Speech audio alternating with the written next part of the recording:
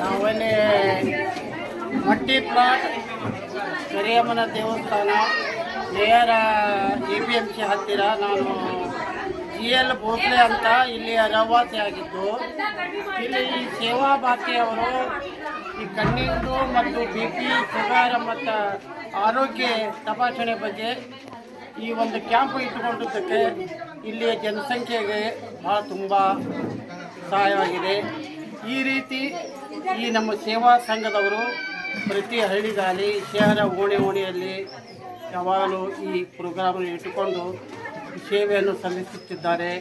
ಆದರೆ ಪ್ರತಿ ಮೂರ್ತಿಗಳಿಗೊಮ್ಮ ಈ ರೀತಿ ನಮ್ಮ ಈ ಕರಿಯಮ್ಮನ ದೇವಿಯ ಮಟ್ಟಿ ಪ್ಲಾಟಿನಲ್ಲಿ ಇರಿಸಿಕೊಂಡರೆ ನಮ್ಮ ಜನರಿಗೆ ಒಳ್ಳೆಯದಾಗ್ತಾ ಅಂತ ಈ ರೀತಿಯಿಂದ ನಾನು ಹೇಳ್ತೀನಿ.